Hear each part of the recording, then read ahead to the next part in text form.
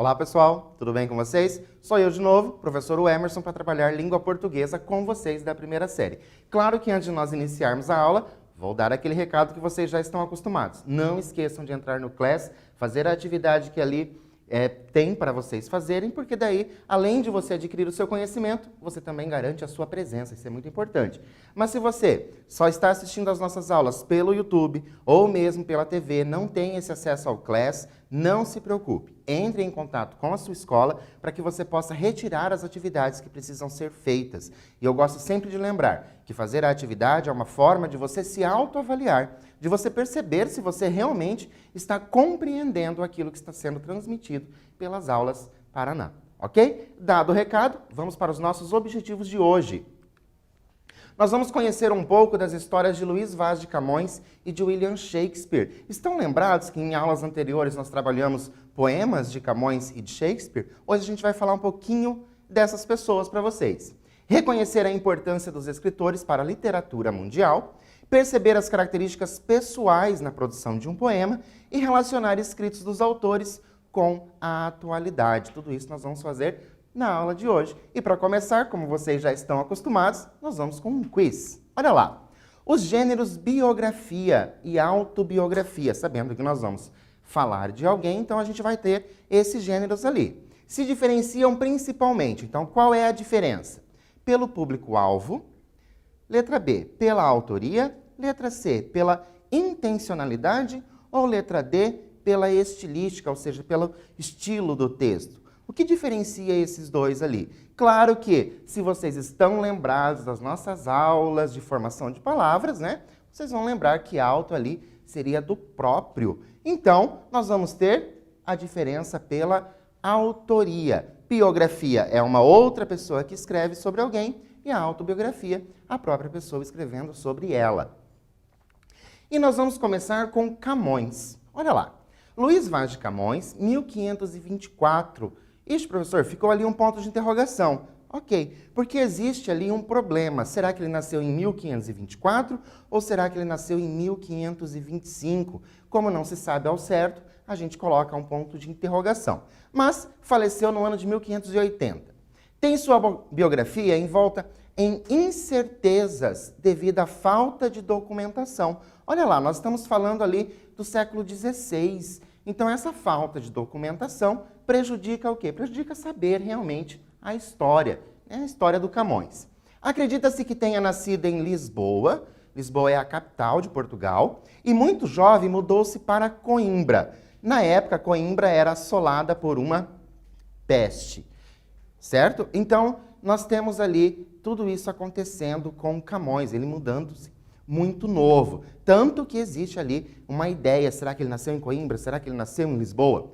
Interessado em história e literatura, tornou-se um homem culto bem acima da média. Então, como ele era uma pessoa que lia bastante, ele era considerado culto para aquela época, certo?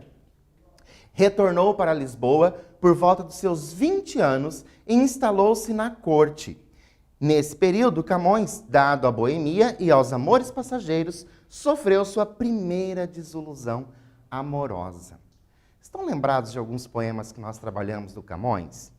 Lembram como ele trabalha bastante com esse desconcerto ali, com essa ideia contrária do amor? Será que é por conta dessa desilusão amorosa, essa primeira desilusão amorosa que ele sofreu? Porque, embora ali nós temos um jovem, né, de 20 e poucos anos, então sofrer uma desilusão amorosa pode ter, talvez, transformado ele naquela pessoa que escreve os poemas com aquele ar de tristeza. Lembram dos poemas que nós trabalhamos? Sempre aquele ar de tristeza? Para isso, eu trouxe para vocês um poema, só que eu trouxe só um trechinho. Olha lá. Cara minha amiga, minha inimiga, em cuja mão pôs meus contentamentos à ventura. Faltou-te a ti na terra sepultura, porque me falte a mim consolação. Eternamente as águas lograrão a tua peregrina formosura. Trouxe apenas ali uma estrofe de um poema do Camões. Primeira atividade que nós vamos fazer. Sabendo se tratar de um poema romântico, porque a gente sabe que o Camões trabalha com esses poemas românticos, Por que motivo o eu lírico pode ter escolhido o termo inimiga? Olha só, ele escolheu ali o termo inimiga para se direcionar à pessoa amada. Olha lá o início. Cara minha inimiga. Por que será que Camões escolheu esse termo inimiga se nós sabemos que o poema se trata de romance? Vou dar um tempinho para você responder aí no seu caderno e eu já volto.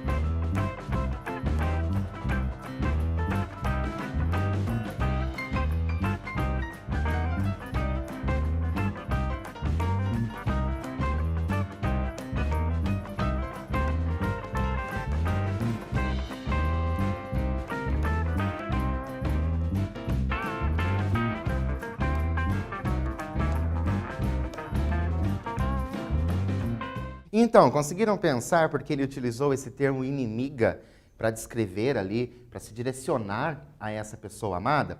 Olha o que eu trouxe para vocês. É uma resposta pessoal. Por quê? Porque cada um de nós tem uma visão do porquê ele traz essa palavra inimiga. Mas coloquei, ó, o termo inimiga pode ter sido utilizado para expressar a dor do eu lírico. Olha que interessante. Lembra que nós trabalhamos essa questão dos poemas de Camões, falamos dessa contradição do amor em vários poemas que foram trabalhados. Então ali ele pode talvez dizer inimiga, porque ele tem aquela dor, ou seja, não é mais, embora ele ame aquela pessoa, ele sente aquela dor, né? Aquela dor causada por inimigos no geral.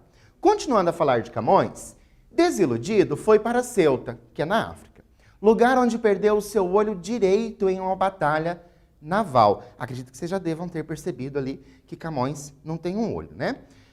Após 2 anos, retornou a Lisboa e envolveu-se em uma briga. O Camões, ele era conhecido por ser assim, meio esquentadinho, certo? Nela, Camões feriu um dos empregados do rei, olha só. Nessa briga, ele feriu um dos empregados do rei, com uma espada, inclusive. Motivo pelo qual o levou à prisão pela primeira vez. Então, se está ali primeira vez, a gente já deduz que Camões será preso outras vezes.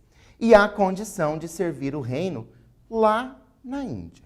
Então, ele foi preso e também teve a condição de que ele deveria servir o reino lá na Índia.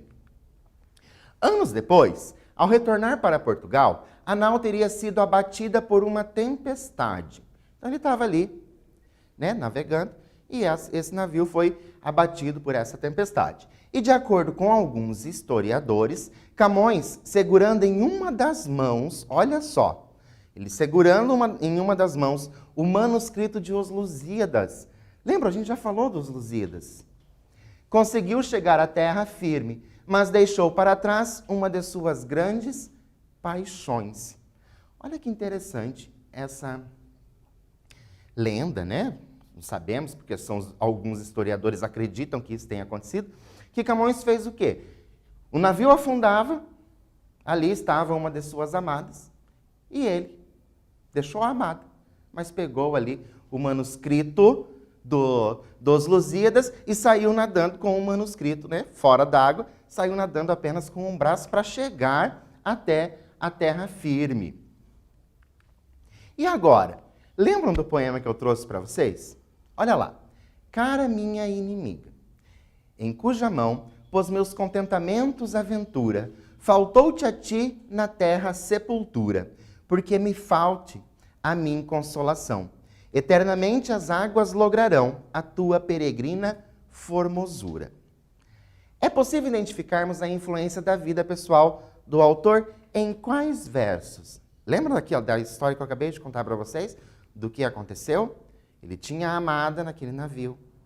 O navio foi tomado por uma tempestade, afundou, e Camões deixou a amada e saiu ali com o manuscrito dos Lusíadas. Será que a gente consegue perceber ali no poema essa influência da vida pessoal? Vou dar um tempinho para você explicar isso aí no seu caderno e eu volto já.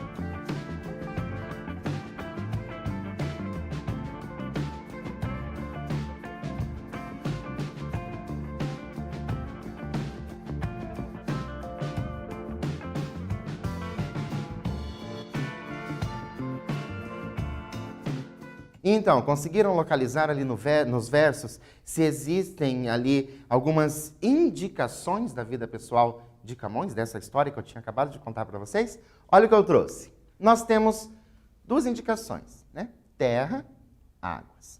De acordo com o estudado, isso que a gente falou aí da vida do Camões, os versos indicam que a pessoa amada está perdida nas águas. Olha só, eternamente as águas. Os versos mostram que o autor fez uso de sua experiência, né? Aquela ideia de deixar ali a amada, para significar ao eu lírico o sentimento de luto eterno. Olha que interessante. Então, ele deixou ali, nesses versos, né, implícito que foi deixado a amada, então eternamente essa amada estaria ali nas águas, perdida nas águas. Olha só, eternamente as águas lograrão a tua peregrina formosura. Faltou-te a ti na terra o quê? Sepultura. Ou seja, essa pessoa não foi ali enterrada, sepultada, certo? Continuando com a história de Camões, no ano de 1580, Luís Vaz de Camões faleceu em Lisboa. Embora Camões tenha falecido na miséria, olha só, ele foi tão importante e mesmo assim ele faleceu na miséria. Deixou a riqueza de seus escritos. Então ali, o que ele tinha de riqueza? Os seus escritos dos mais variados. Então, nós temos odes, poemas, sonetos, peças de teatro e a sua grande obra-prima, salva ali, segundo a história, né? Com um manuscrito no meio da árvore, Os Lusíadas. Essa é uma pequena história ali de Camões para vocês conhecerem, porque às vezes a gente traz alguns poemas para vocês e a gente fala, porque Luís de Camões, e a gente acaba não conhecendo essas pessoas. É interessante a gente conhecer as biografias, saber um pouquinho desses autores. Depois de Camões, uma outra personalidade muito importante é quem? É William Shakespeare. Acredito que vocês já devam ter ouvido sobre William Shakespeare. E quem foi ele? Olha lá, William Shakespeare, nascido em 1564, faleceu em 1616. Foi um poeta, dramaturgo e ator inglês, considerado o maior dramaturgo de todos os tempos. Então ele não foi somente um dramaturgo. Professor, não sei o que é dramaturgo. Dramaturgo é aquela pessoa que escreve as obras dramáticas. Lembram que a gente trabalhou obras dramáticas? Os textos de teatro, aqueles feitos para serem encenados. Shakespeare buscou na história formas de criticar sutilmente o momento político em que estava. Olha como Shakespeare foi esperto. Ele utilizou ali de histórias da própria Inglaterra, né, histórias anteriores, para criticar o momento atual. Então, ele não fazia uma crítica direta, ele fazia isso sutilmente. As pessoas compreendiam aquilo que ele tinha feito. Antes dos 30 anos, Shakespeare já colecionava peças de teatro. Olha como ele era precoce. Antes dos 30 anos, ele já tinha escrito várias peças de teatro. Nelas, o dramaturgo utilizava-se de reinados anteriores. Então, coloquei aqui como exemplo Henrique VI, para criticar o período elisabetano. Já ouviram falar desse período elisabetano? Tá? Que foi de 1558 até 1603, esse período ali da Rainha Elizabeth. Shakespeare era letrado e trouxe para suas peças inúmeras palavras e expressões consideradas inéditas em língua inglesa. Ou seja, Shakespeare era uma pessoa estudada, ele lia bastante, ele entendia bastante, e na hora de escrever as suas peças, ele trouxe ali palavras e expressões inéditas. Então, as suas peças mostram algumas palavras e expressões ali pela primeira vez. Em Romeu e Julieta é do ano de 1596. O dramaturgo traz uma reflexão a respeito do caos, da imposição, da tradição, das consequências. Trouxe esse exemplo do Romeu e Julieta porque eu acredito que, pelo menos a história como um todo, vocês conhecem, né? Essa tragédia ali do Romeu e Julieta. E ele abordou de uma forma bem sutil exatamente essas questões. Olha só, caos, a imposição de você, né, ter que casar com alguém, da tradição, que era exatamente essa imposição, mas era uma tradição da época, e quais foram as consequências. Então, de forma muito simples, Shakespeare acabou mostrando isso. Na sua obra Otelo, O Moro de Veneza, que é de 1603, então olha só, 1603, início ali do século, Shakespeare já abordava a questão do racismo. Então, lá em 1603, Shakespeare já falava dessa questão do racismo. Em Hamlet, de 1600, O autor apresenta de forma crítica a disputa pelo poder e também as relações familiares. Inspirada em Hamlet, a animação Rei Leão, que é de 1994 e depois, né, foi feito também em 2019, demonstra de forma mais simples, né, uma forma mais ali, não vou dizer infantil, mas de uma forma bem mais simples, uma releitura da obra shakespeariana. Então, eu posso dizer ali que Rei Leão, né, o filme ali, a animação Rei Leão, tem traços da obra de Hamlet, da obra shakespeariana.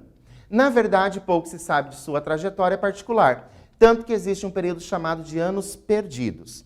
William Shakespeare faleceu em 1616 e nos deixou não somente uma maldição em seu túmulo, como também uma inspiração para muitos filmes, novelas e séries da atualidade. A gente percebe muito essa ideia de Shakespeare na atualidade.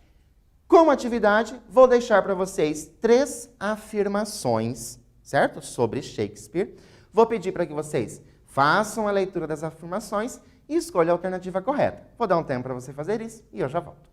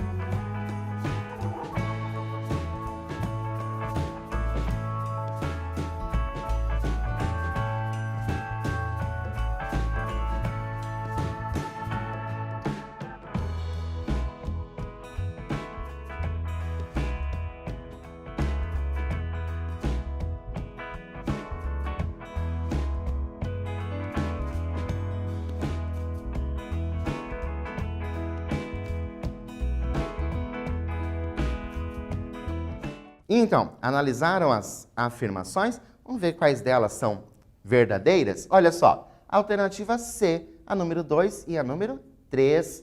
O autor foi o principal dramaturgo da era elisabetana e Shakespeare criou personagens que transcendem a sua época. Mas, professor, por que a uma não está certa? Porque nós temos aqui, ó, Shakespeare é conhecido por escrever romances. Não, ele não é conhecido por isso.